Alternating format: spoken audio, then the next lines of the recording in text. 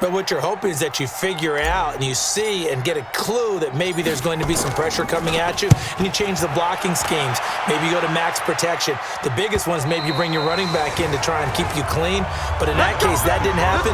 Zero accountability, and a sack resulted. And here comes Tennessee as they get set to take the field. And last drive, obviously not what you're looking for. You've got the lead. You got to protect the football. So in other words, someone got lucky because they've been moving the ball really well. And they get to Mariota here as he's dropped on the sack. Jordan Jenkins, he's the one that got home and takes him down for a loss of 9. There's a little bit of defense right there. Nickel set, 5 defensive backs. They just snuffed out every route that was going. Quarterback never got rid of the football. To try again after the sack, Mariota. And this turns into disaster. He's not going to get forward progress. That'll be a safety. Now, after the completion, we're going to get a timeout, an injured player. Definitely the last thing you want to see here in a preseason game. We'll be right back. So after that safety, now a free kick situation forthcoming as they punt it away from the 20. Taking it about the 16.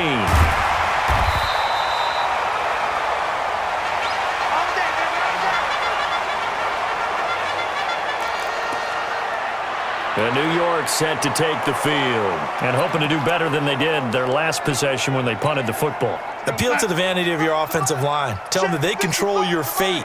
Leverage guys. Win the line of scrimmage. If you do that, you start to win first down. You win second. Blitz coming, and down he goes. Kevin Byard, the Middle Tennessee Blue Raider, gets the sack. And they need to work to at least get some of this yardage back after the sack. 2nd and 19. Second quarter now from MetLife Stadium. The Jets with the football here as they've got it with a second down coming up. An entertaining start to this one. More to come on EA Sports. And now the first throw for the backup quarterback. In trouble here, and down he goes. Back at the 8-yard line. I'm starting to feel for that quarterback back there. I mean, you know me. Normally, don't have a lot of empathy for the QB, right? In this case, definitely. He's been on constant duress this entire game. I don't know how he's surviving back there. And to think, there's still a long way to go in this football game. And he's got it. Got his man on the end route. Complete. And they're able to bring him down at the 20. Now, after the completion, we're going to get a timeout, an injured player. Definitely the last thing you want to see here in a preseason game. We'll be right back. Here's Lachlan Edwards now as he'll punt it away for the second time.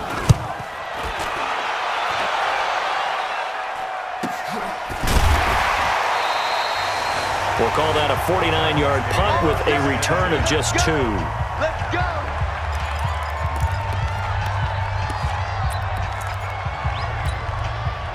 The Titans offense set to begin the drive. And last time they surrendered the safety, we know they don't want to do that again. That is just one of those oddities in scoring that we get. And it's just so strange to see that go up on the board. And then you got to make sure that that doesn't happen to your team again. They've got to take care of the ball. But boy, it juices up the defense. Oh, without a doubt. That's a great way to score some points.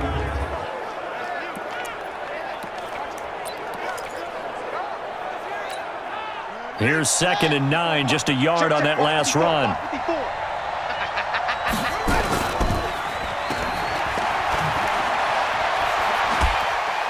And he'll go out near midfield at the 49. It's a pickup of 17 and a first down.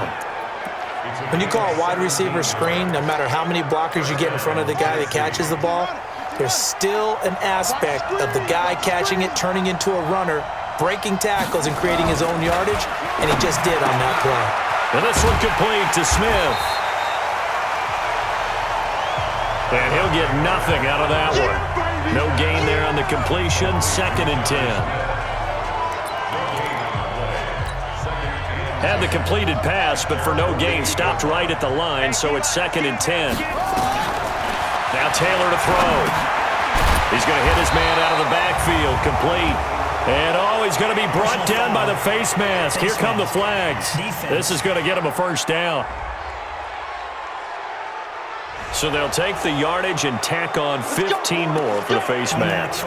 Talk about a play that absolutely costs you in the end. Just trying to do your job, right? Trying to get him on the ground.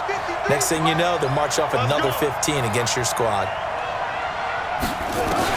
Now Taylor on first down. And his throw here's incomplete. Jonnu Smith, the tight end, is intended receiver. That'll bring up second down. By the way, I got to apologize because I just realized for about the last 4 or 5 plays, I'm eking over into your territory up here in the booth. My bad. I'm going to get back over to my spot. Yeah, we're not talking about our on-air commentary. I mean, what is all... Rush coming, and he's taken down.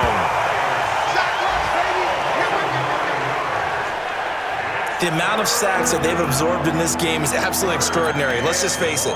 This offensive line, flat out, cannot handle this pass rush. It's been demonstrated time and time again. 3rd and long. Taylor and company hoping to regroup after the sack. From the shotgun, it's Taylor. Complete. Smith has it. Good defense holds him to only a yard, and it'll be 4th down. That's certainly playing down in distance very well by the defense, isn't it? Take whatever you want underneath, by all means. On is Kern, the punter, to send this one away. And no return possible here as they angle this one out of bounds. And the Jets set to take the field. And on the last go-around, they really couldn't get anything going. They had to punt from deep inside their own territory, which means you're going to lose the field position battle as a general rule. What they're looking for now is a little more consistency, move the ball at least a few times on offense, get a couple of first downs, and hopefully flip the field. Well, just something to build off of. That's what they're looking for here. They're throwing to start the drive, but that one incomplete. 2nd and 10 now from the 27. Throwing again. Falk. He's going to fire one deep, middle of the field. Oh, a ball batted in the air, and now it's intercepted. Picked up by Amani Hooker. Oh, and that's a nice job defensively to get a piece of the football. He's going to pop it into the air, and then it's the tip drill. And good concentration by him to react to it and pull in the interception.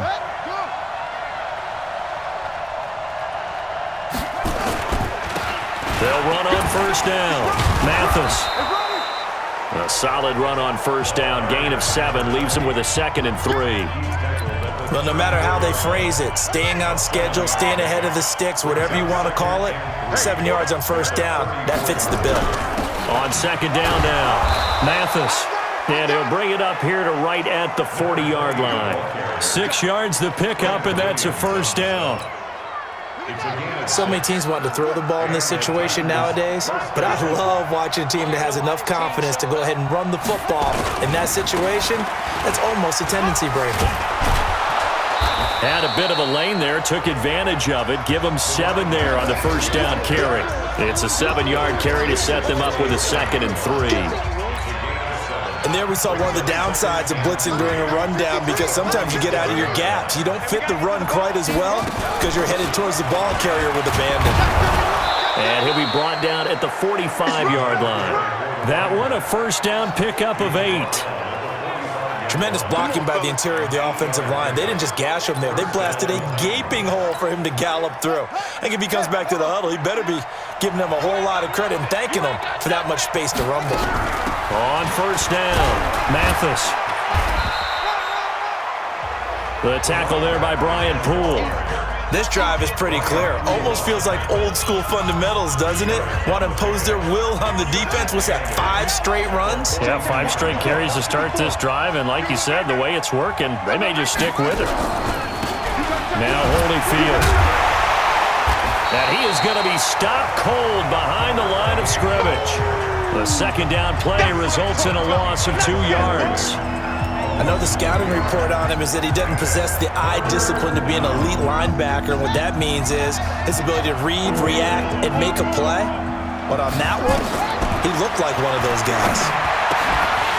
Taylor on 3rd down, throws incomplete. Problems on 3rd down so far in this first half. Relatively small sample size, but they're now 0 for 3. And the average in the league, somewhere around 40% on 3rd down for offenses. So what's the answer to this? Either convert them or don't get to 3rd down in the first place. Get your big chunks of yards on 1st and 2nd down. Luke Falk and company heading back out on the field now. He's got to dig deep here, doesn't he? Team's losing. He's not playing well either. And they always tell you, don't press. You'll make things a little bit worse. But in this particular situation, you try and heighten your play a little bit. So far, he's thrown one interception. He wants to balance that off with at least one touchdown pass in order to get his team back moving forward. Give him 15 yards on that one, and the Jets move the chains. After he cleared the line of scrimmage, nice little hole developed. Yeah, great blocking right there at the start. But how about his vision, finding the open spaces and letting his feet carry him to him? Once more, Adams on first down. And the running lane's non-existent in this first half as they'll stop him behind the line. It's a loss of a yard there, and it's second down. That's a tough one right there. He ran right into the teeth of the blitz as the linebacker was freed up in order to stuff that one for a loss. I think quarterbacks got to see that. Got to find a way to audible into something a little more advantageous. Nowhere to escape, and he goes down. These strong safeties, some people may not realize it. It's really like an extra linebacker, right? It really is, because they're hybrids. Half linebacker, half defensive back. The linebacker in him on that play emerged. Throwing on third and long. Falk. He's going to fire one deep over the middle and almost picked off. I guess the good news for them now, it's fourth down. Well, nearly another interception there. That would have been 2 drives in a row with a pick. He's got to start taking care of the ball way better than what we're seeing. Interestingly, that throw was probably worse than the one he threw the interception on last drive, but fell incomplete. So a change of possession here on the punt, and it'll be Titan football. And here comes Tennessee as they get set to take the field. They're out in front. Last time they had to punt it away. We'll see if they can add to their lead now. They don't want to go out and punt it away again. This team now wants to get a cushion, put people away. They want to run their offense and have it end up in the end zone. And he'll get about 6 up to the 27-yard line. Despite the blitz, they're still able to pick up a nice, solid gain. The disadvantage of blitzing often alters the normal spacing and run fits and leaves creases like they were able to exploit right there. This a quick pass to Davis. That throw good for only a couple. It brings up third down. The goal of a wide receiver screen is get enough blockers in front to create a wall and let him pick his spot to run the football. How about the defense there, swarming to it and not allowing that to happen? Did not let him get downfield. They will find Davis. That's complete. And he gets it to the 32. Good enough for a first down. It's a first down following a gain of 3. And that one was a lot of fun right there because that was the game within the game. Third and short, blitz was on. What's the key for the quarterback? Get out of your hands in a hurry. And that was a quick little completion. Got the job done for a first down. And they'll get it up just short of the 45 at the 44. Here we go. Now after the completion, we're going to get a timeout, an injured player. Definitely the last thing you want to see here in a preseason game.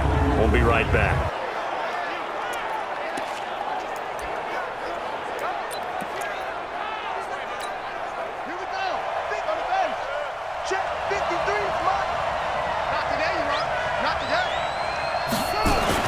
They'll throw on first down to Taylor. He'll buy some time right. And he's going to lose a yard or two. Taken down behind the line. No doubt that's a very good play defensively right there because you've always got to be aware that he can take off and make a big play with his legs. How about the way they were able to contain him? That also tells me the coverage was excellent downfield. On second down, Mathis.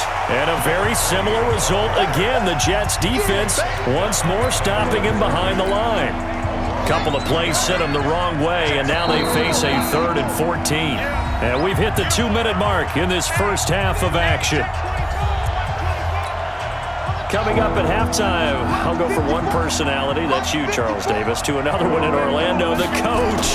He'll have stats and scores from around the NFL. You and Jonathan Coachman both larger than life. No doubt about it. But you're stuck with me in this booth, yes, and he's miles away and smiling. And happy. Call that a very strong gain of 24.